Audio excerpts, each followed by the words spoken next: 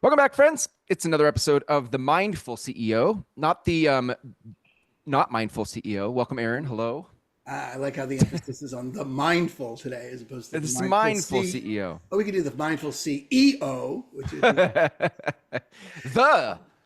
the. as in you are it. You're the one. Exactly. All right. Well, there we go. There's our intro. Hi. Yes. Hello. Hi. It's good to see Take Hello. you. Very excited. And I'm super excited that we have Tara yes. Stone with us. Tara is a old friend. She's been on a different podcast of mine, and we met in person. Like I've actually met this guest in person, which is I think the second or third guest that we ever had that I've actually physically met. So that's Wow. lovely. And we, I'll let Tara introduce herself in a second. I promise. Tara. But the thing that spurred this particularly was that we brought her up. Her name came That's up right. in the Cottywomple last month, I suppose, Yeah.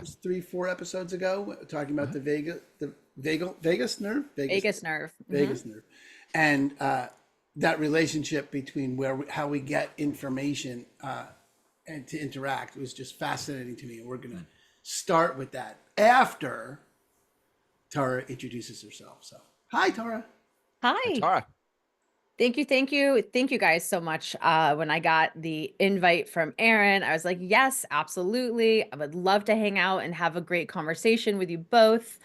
Aaron and I got to share a stage together, which is always a lot of fun. And we ran around the convention center, shooting videos and doing all the fun things that people do. We had little lobsters with us. That's a whole other conversation. Yeah. But no, super excited to be here. Thank you so much. Introducing myself, I don't want to take up 45 minutes, so I'll make it as quick as possible. I'm super passionate about ending as much suffering as I can in this world and coming alongside people that are going through struggle, which is pretty much all of us. I really believe that struggle is a gift. Universe, God, whoever you want to talk about, has tested my theory. Like, do you really believe this? We're going to put some things on your plate to really make sure you're not just BSing. So I am just honored to be able to have conversations, spread messages, and help even one person every single day. In my professional life, I do holistic success coaching. That just means looking at a whole person approach to whatever success means and looks like to you. And typically, it's desired feelings, not things. The things are the byproducts of waking up how you want to wake up every day and hitting your head hit the pillow, feeling like you want to at night. Um, where I make the majority of my income, though, to fund the life that I want to live is through corporate culture. And I work with big organizations with one of my partners, Sam Silverstein, who has written like 13 books on culture and reframing how we discuss accountability. And I get to work with big companies, but work with the individuals within that company, really helping them develop and create cultures that are inclusive and supportive and by design through core values that really honor and put people at the front. So I'm passionate about off-roading, fast cars, animal rescue. I also own a vegan restaurant, which I sold the majority of, but still have a percentage ownership in. So I love passion projects and just, living this amazing life we get to live. So that's me. Awesome. Yay. I told you, Awesome. Chris, a delight, right? Yeah. And every Awesome. level. It's very, Love very, it. very great. And I do want to dive in because the way your name came up was really interesting to me. That, that was a statistic that you brought up, that the way communication works in the body is that your body gets, how do you say it? You say Sure. it, because I'm going to get it the way I Let remember me it. let me give a little backstory on it, right? So being a coach and not a therapist, and there's just roads you can't go Right. down as a coach that you can sometimes go down as a therapist. And I was finding myself really struggling and frustrated where I had to stop at a certain point with a client because they were going into high anxiety, going into high anger. Um, And I was like, I can't help them mindset their way out of this full body emotion right now. And I also am not allowed to take them down certain pathways that I know might be helpful. So I would get stuck and I would just say, hey, I really think that you need to find someone that can support you on a therapy side. And I was just like, there's got to be something. There's got to be something.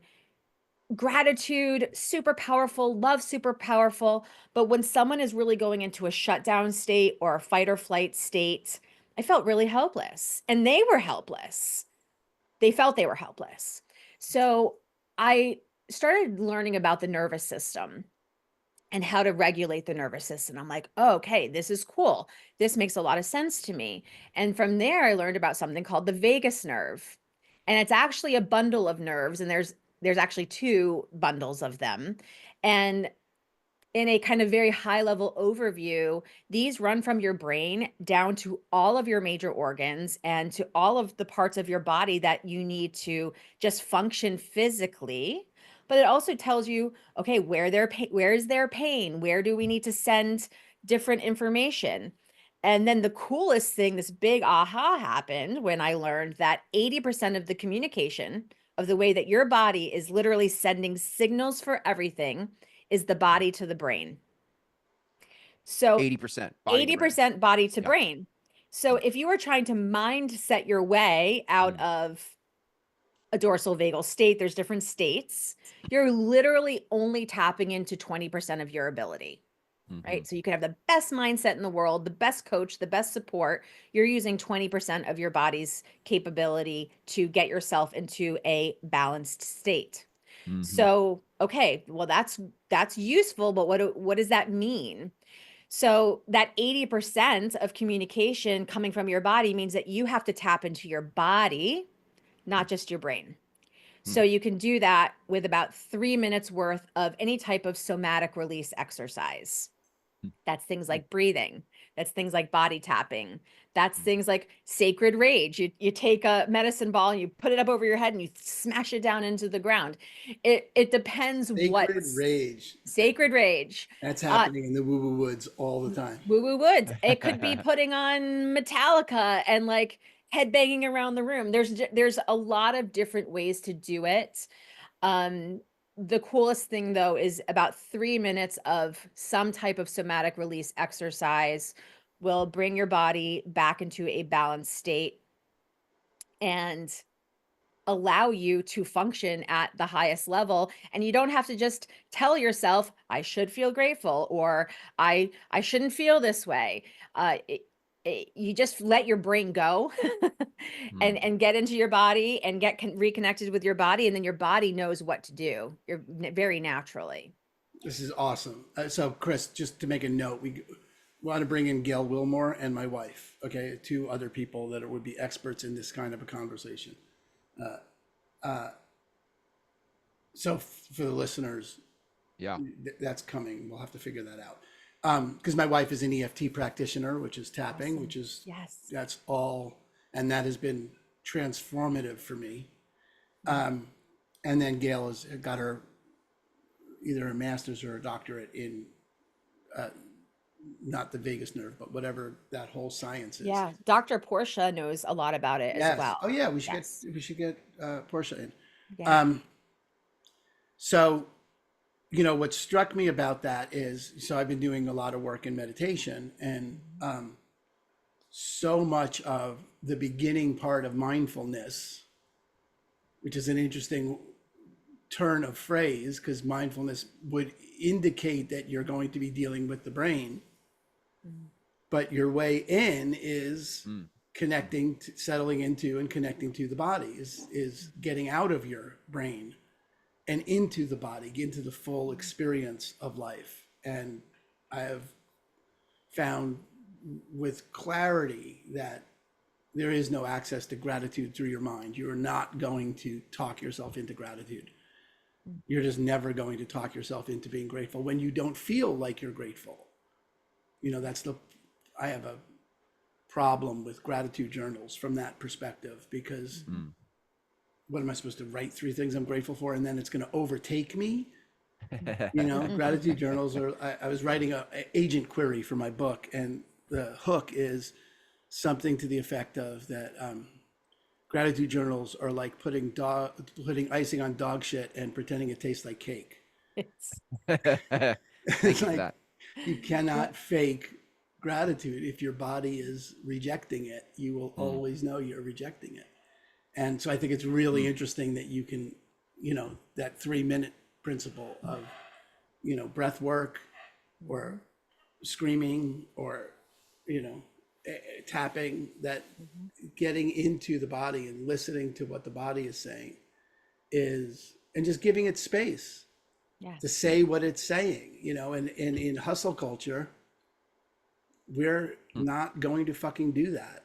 No. We're not going to do that. We're not going to take the time, you know, Yeah. we're going to read a meme and, you know, or pretend that that's sufficient. So I think Well, it's, and hustle's become this badge of honor. Mhm.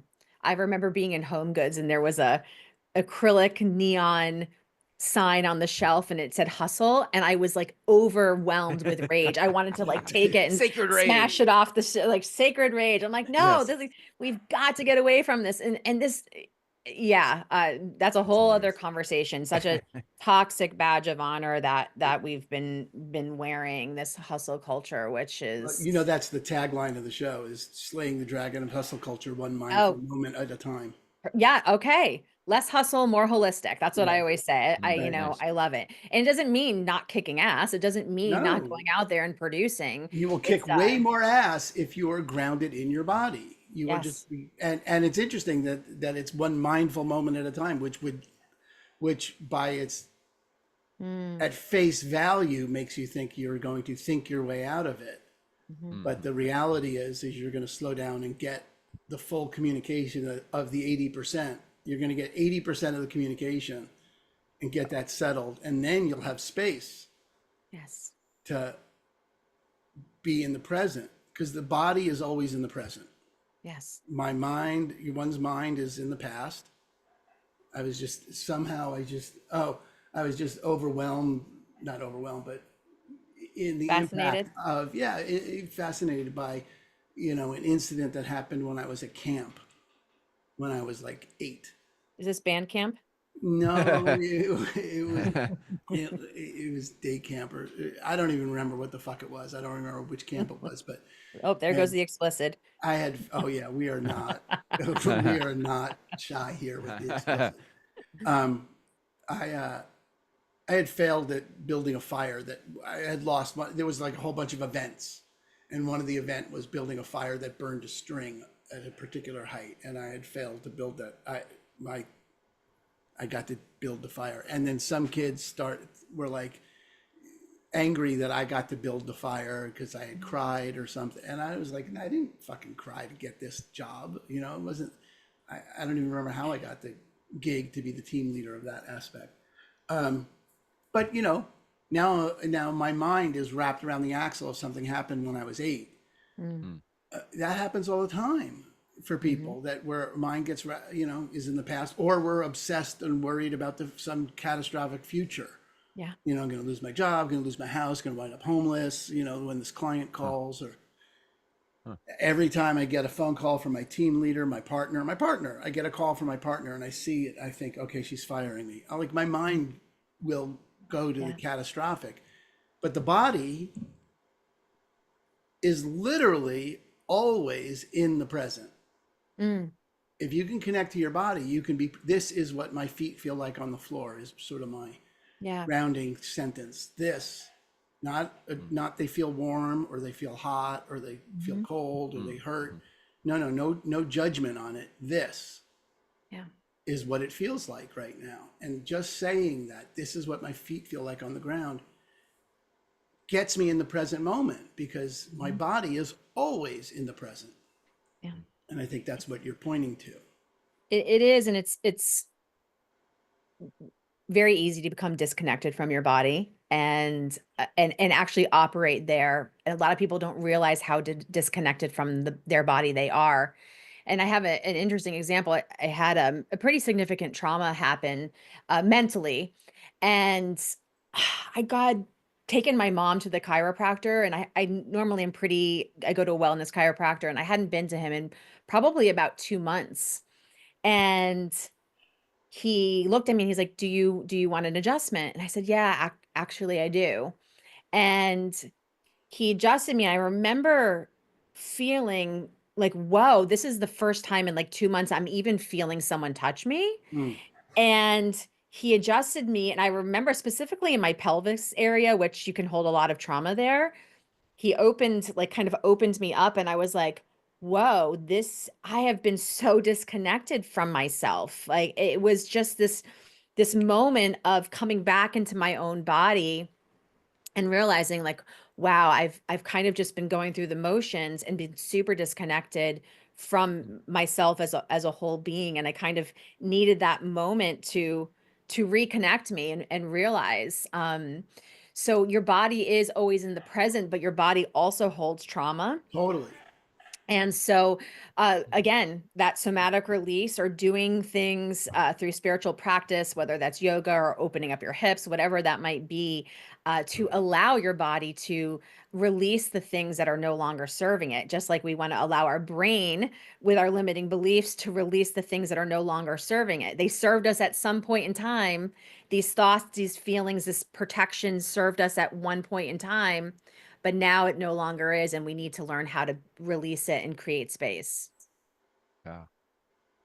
Yeah, it made. Wow. I just had this thought, Tara, about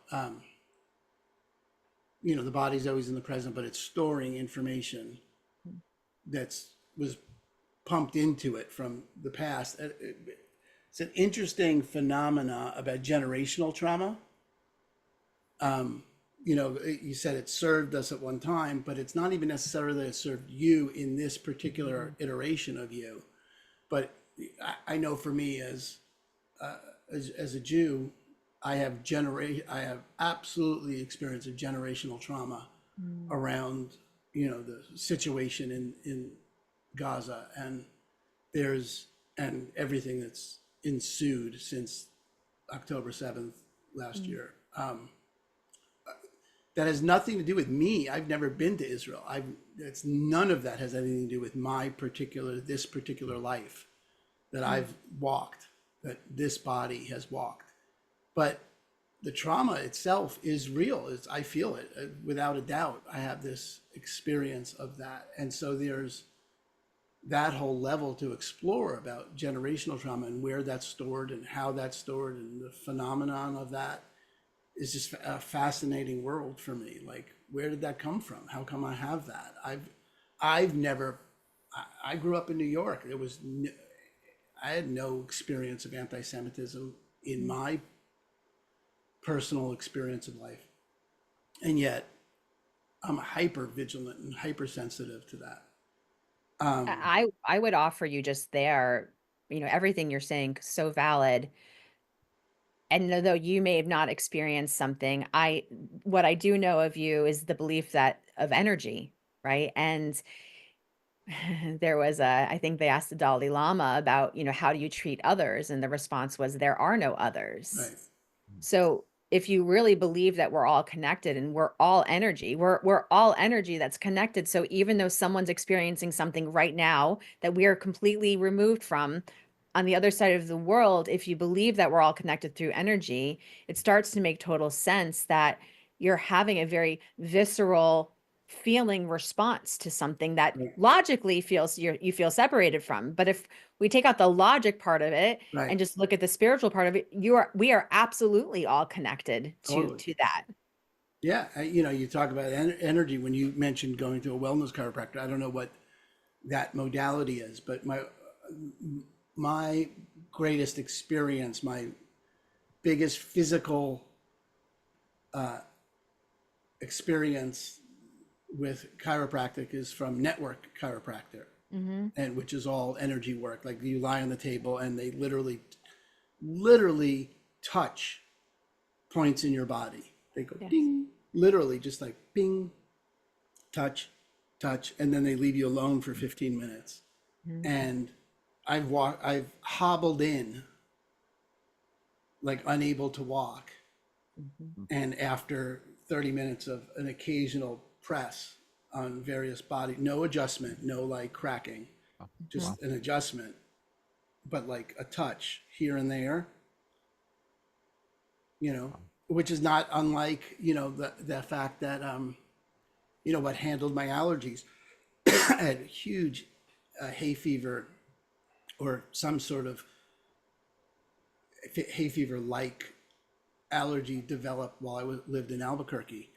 I lived in Albuquerque for 12 years, and on the 11th year, I started to get super hypersensitive to the dust in the spring, or whatever the cottonwood phenomena that happens in Albuquerque in the spring. And I couldn't see, and I wanted to claw my eyes out, and it was like, it was brutal. And, you know, acupuncture, energy, just literally just some needles here and there, and then the moksha stick, which is like this, they light this block of something and they touch it to various energy points, okay? And all of a sudden I have no allergies. I'm like, what fucking dark magic is this? This is like, what is happening here? You know, but it was gone. I didn't have, you know, and it lasted, you know, I think I've gone to an acupuncturist 2 more times over the last 20 years for that. And each time it just resets it so that the allergy experience, the reaction is gone. So it's, you know, and that's considered woo-woo. Right.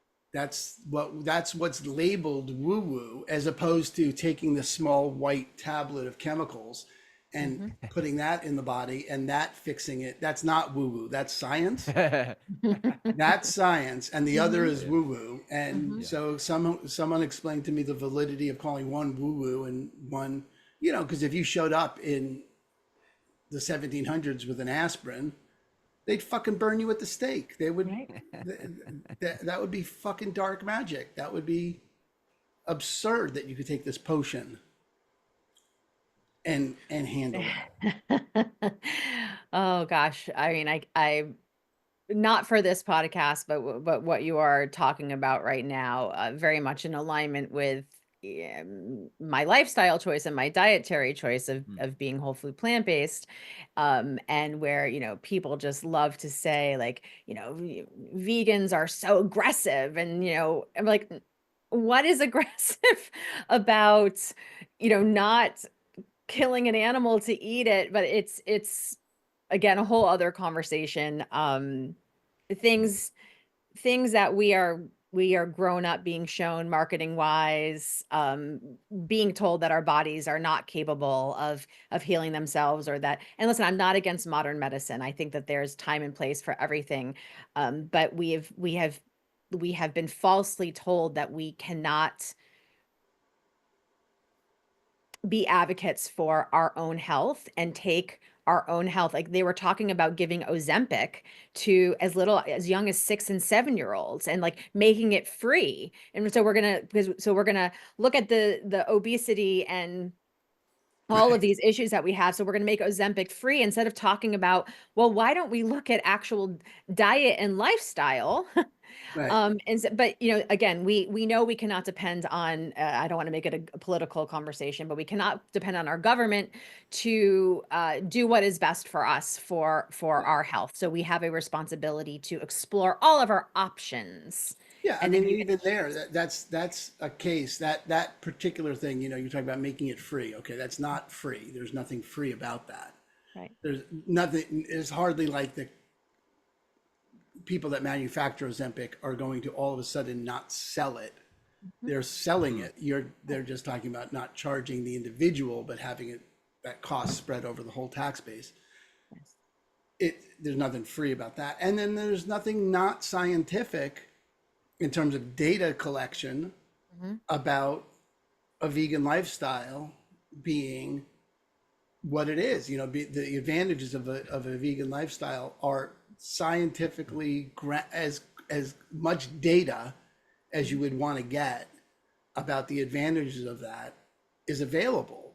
Mhm. right? That there's no question about any of that. That's all late stage capitalism Yeah. You know, exploiting whatever it needs to exploit so that it can continue to add value to the shareholders what I without. thought was really cool is so my podcast partner is super physically fit, in the health and wellness industry and full carnivore.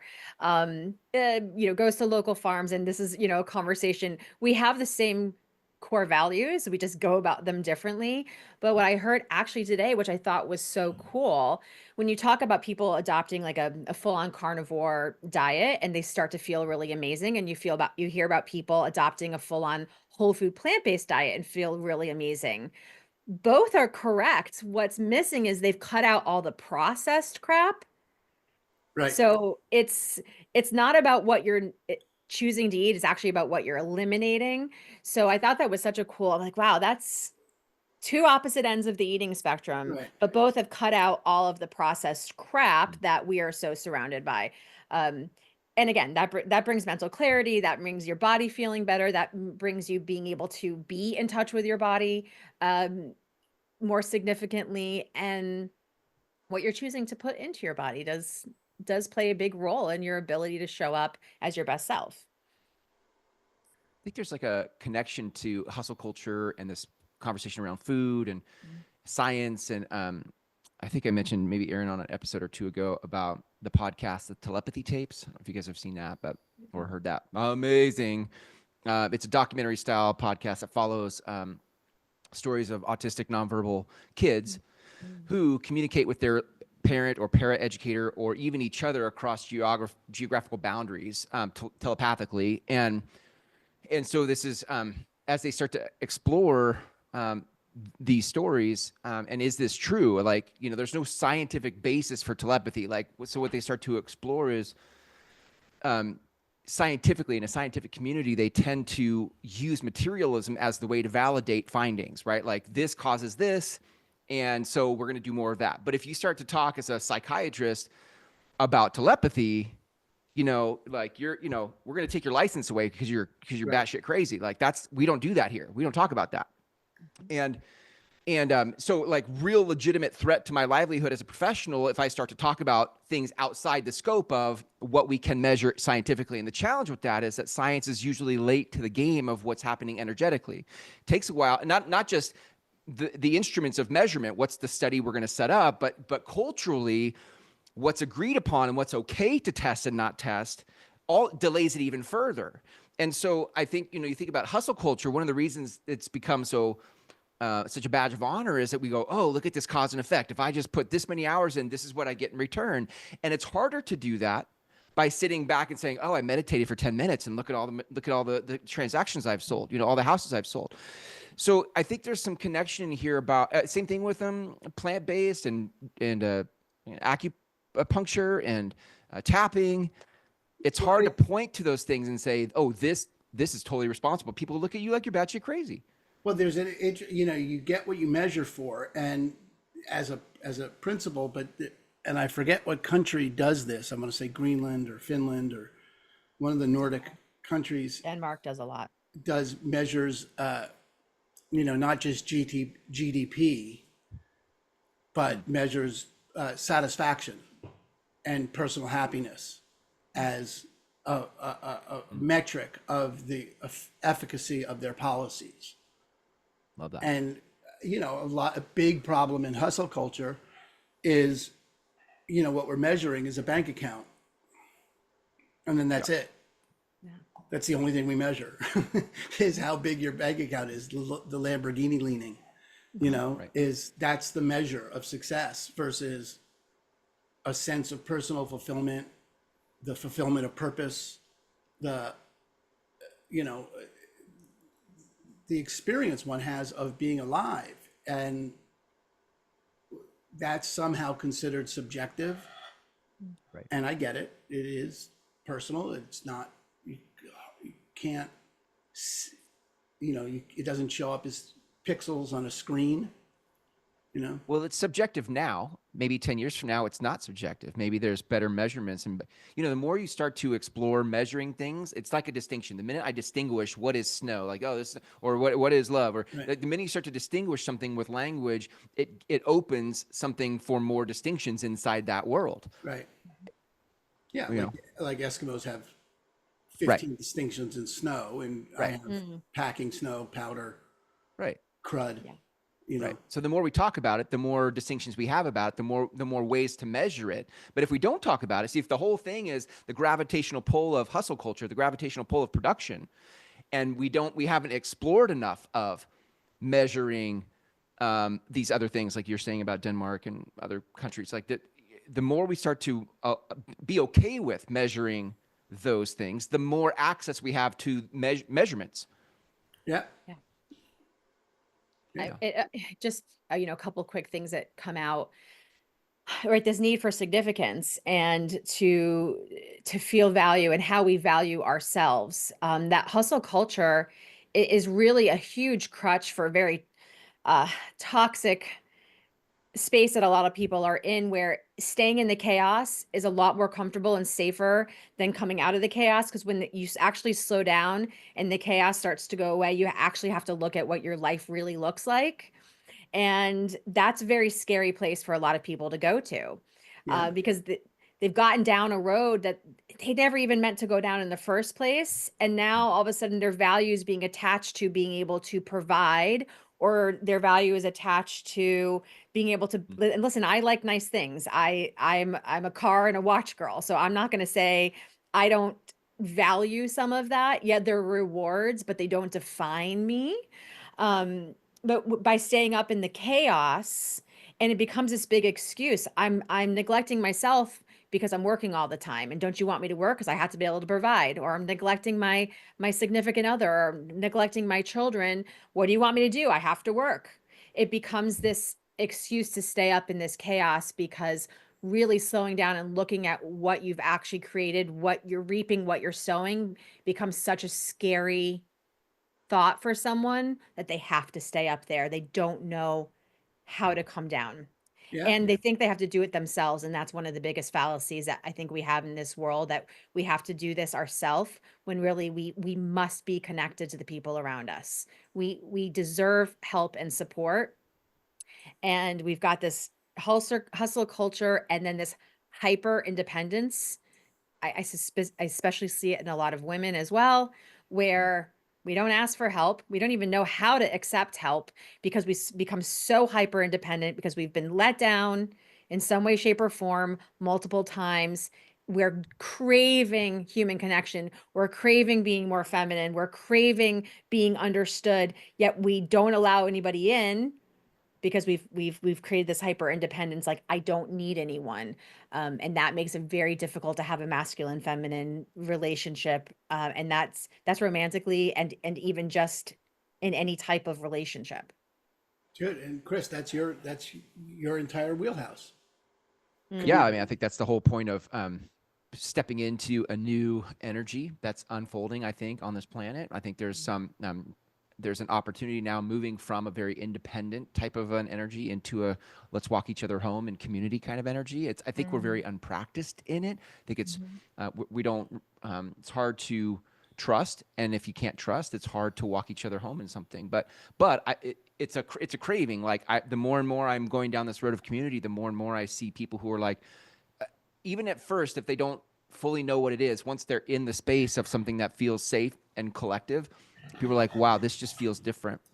Yeah. And we don't have words for it. To our conversation about snow, we don't even have language for how to describe this thing called community. I mean, community is like, one word called snow, but inside community, there are all these distinctions about why this works, why this feels good. And in fact, I was listening this week to a Native American give a presentation. His name's Jacob Johns, if anybody wants to find him. He's an artist, but he was giving this presentation at Eastern Washington University, and he was talking about how, like, I'll just give this the really short version of this, but he was like, there are 7 levels of consciousness. At level 1 is consciousness understanding itself as rock, as stone, as a crystal, like that there is like there's an incarnation into something solid. From rock comes plants, comes life.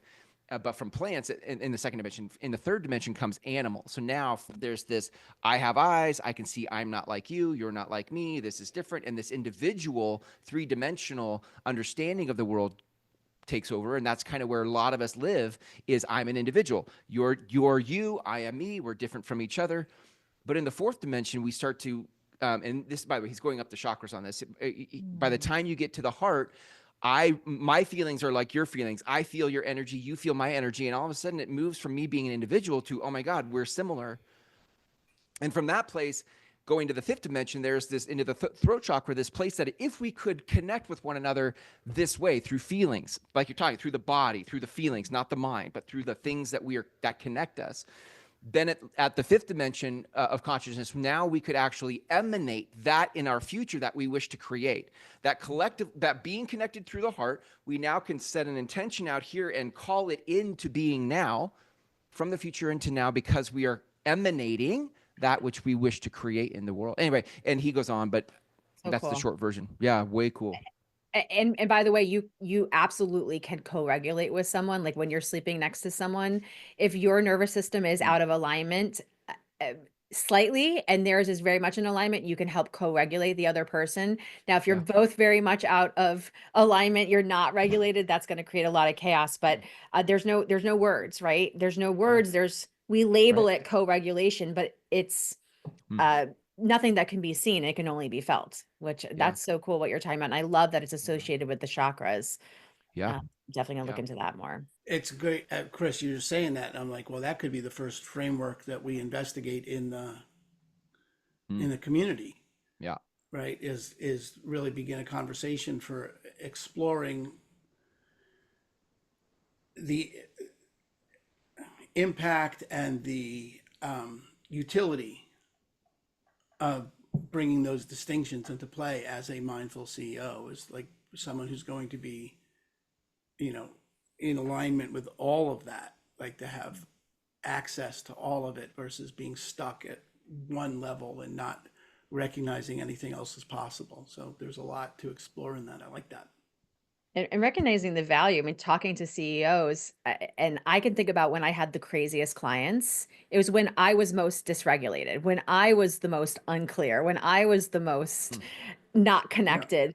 When I was attracting these clients, and I'm like, oh my God, these clients are horrible. Hmm. Meanwhile, it was all coming from me. Right. So the importance of slowing down and creating space to really seriously consider, how do you be a mindful CEO? What does that look like for you? How are you practicing that every day? It does impact the bottom line. You can be the most logical, bottom line driven person in the world, and the one that says, oh, this is all woo woo nonsense. When you can show them, like, this actually connects to your amount of money in your bank account, it's like, whoa, okay, let me look. And I'm going to have more fun doing it. All right, how can I say no to that? Right. Yeah. You brought that up about what you attract, and it was all from you, that space. I'm rewriting my book or writing it, continuing to write. And the third meditation that we work on in the course is loving kindness, and it comes. I put it in the context of mindful communication. So EQ comes into this, which is now somewhat accepted as a business And, and can be measured. and can be measured as one's EQ. Um, but it brought up this idea, and this is a parable that's associated with the Dalai Lama, but who knows, right? It's just an old one. But like, if you are walking and someone you're carrying a cup full of coffee, and they jostle you, and the coffee spills. The question is, why did you spill the coffee? The answer, Because somebody bumped into me. yeah, that's the normal answer, is because someone Right. bumped into me, and the real answer is because there was coffee in the cup. Mm, If there was no coffee in the cup, if there was tea in the cup, you would have spilled tea. Hmm. If there was nothing in the cup, you wouldn't have spilled anything. And we don't look at it like, why I'm inappropriate, why I'm angry when this person does this, or why I'm attracted, is because that's what's in you. mhm. So if the practice of the loving kindness meditation, one of the aspects of it, or one of the benefits of it, is that it has you begin to look at, well, what's in me? You know, am I directing loving kindness towards myself? And the answer is no, in almost all cases. That we have PhDs in being a dick with ourselves, and we have no space for ourselves. We have very, very little space for ourselves. And we can't possibly have space for others. The only space we can hold for others is the space that we're willing to give ourselves, no matter how hard you try. If you have coffee in the cup, you're going to spill fucking coffee. If you have anger and disappointment and upset and frustration, or, you know, angst, Contempt. that's what's going to come out. It has to come out. That's what's going to be there when you get jostled. The jostle part is not optional. You know, you're going to get jostled. That's not like, you know, that's not the optional part. But what's in the cup is totally up to you. Yeah. And taking the time with loving kindness, starting with ourselves, it's just a great, great metaphor for communication. It's a great opportunity to learn how to communicate, because we've all been in meetings where someone said something and we said something that we regretted. There's, you know, we reacted in a way that we later thought, well, that was an overreaction, or that was inappropriate, or I wish I had not said that. That's, whether it's with your kids or your spouse or your client or your boss, with anybody. We've all had occasions where we regretted what came out, and we don't deal with it like, well, that came out because it was what was in. It only could have come out because that's what was in the cup. And so, you know, it's linked to what, Tara, you're talking about your you know, like, why are all these people weird with me? Well, let's look at the common denominator. That's me.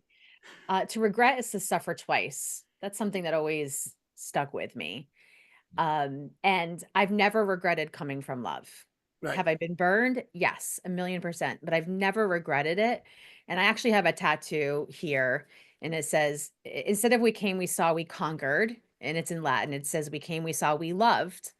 And I will often stop myself and ask myself, am I coming from love right now? In this moment where I'm feeling reactive, I know how I'm feeling, I'm in a different state, and I'm like, no, I'm not coming from love. And then I make that decision in that moment to course correct or change what's about to come out of my mouth, or how I'm going to respond or not respond.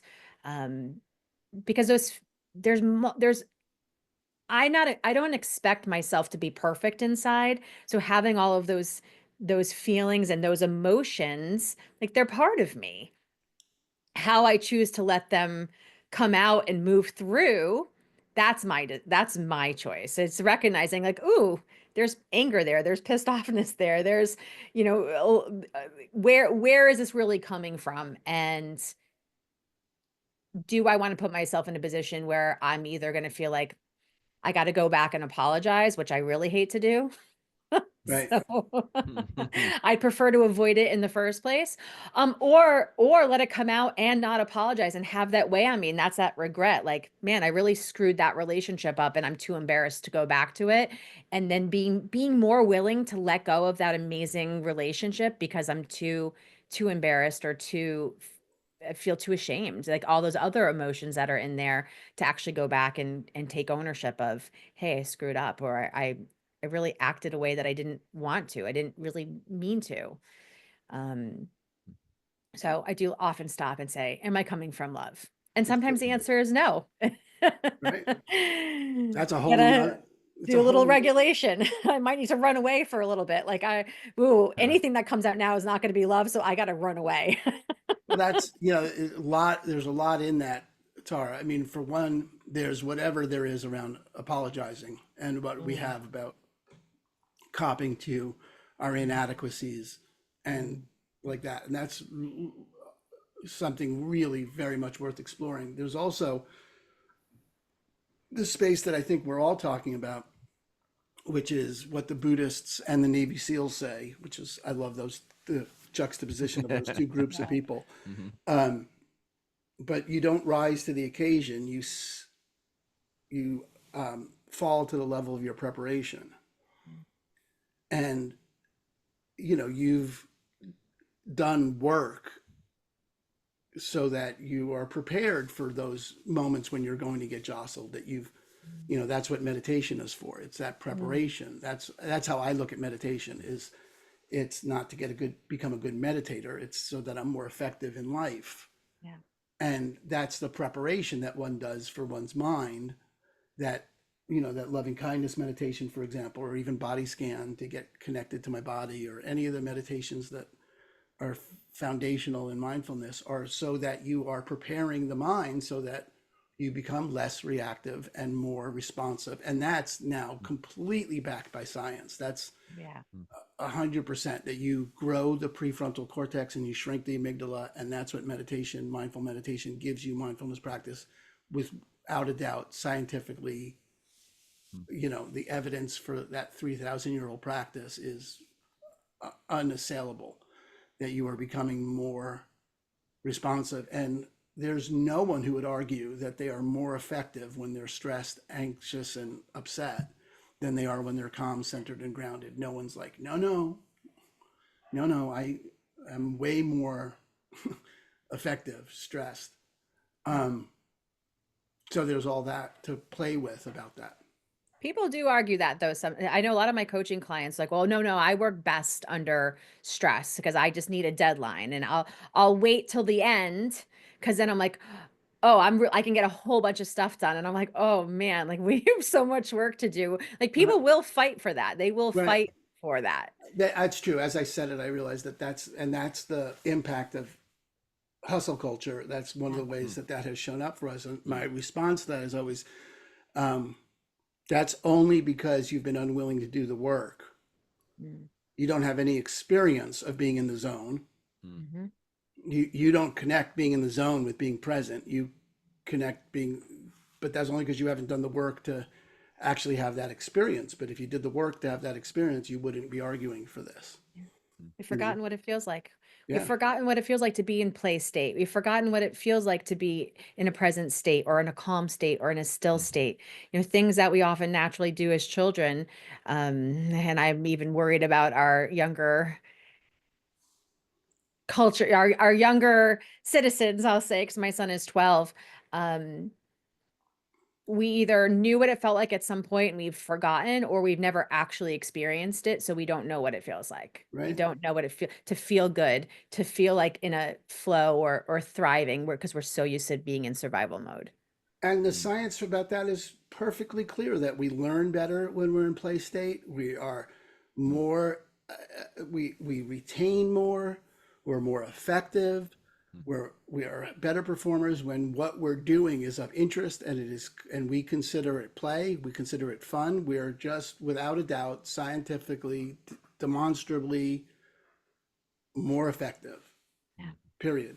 And we are just used to the other way, and it takes something to break the back of that modality, and just because it's automatic doesn't mean it's authentic. Yeah. All right, well, Tara, it's great, because this is probably one of the first podcasts that we've had where it's not wrapped up neatly in a bow, and we could probably keep going for another hour. Yeah. Which I love that we're not going to, so we'll have to have you back on. And see what else is happening. But just in terms of the timing of the podcast, let's put a pin in it there. And how can people get a hold of you if people want to know more about what you do, and how do people reach out to you? Yeah, absolutely. And I always laugh when I say this because it makes me sound so snooty. I only have it because Tara Stone was taken. So I am the Tara Stone. And that's the _Tara_Stone. If you want to look me up on Instagram or Facebook, my accounts are all public. So you don't even have to request it. You can just go ahead and follow. My website is alpha1coaching.com. You can reach out to me there. I'm always thrilled to have a conversation and just keep connected with amazing people. So please reach out. I'd love to hear from you and continue the collaboration. Great.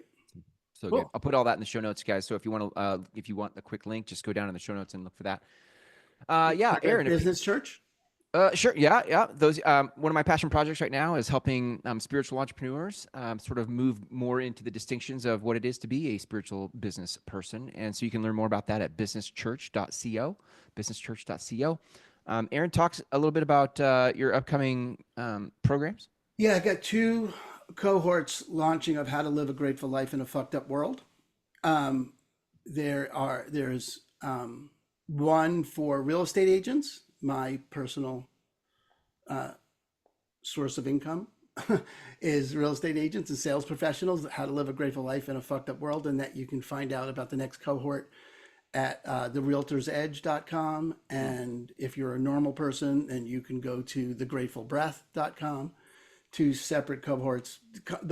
Frankly, the conversation is going to be identical, except, I mean, the material is identical, but the conversation in the cohort itself will obviously go down slightly different pathways.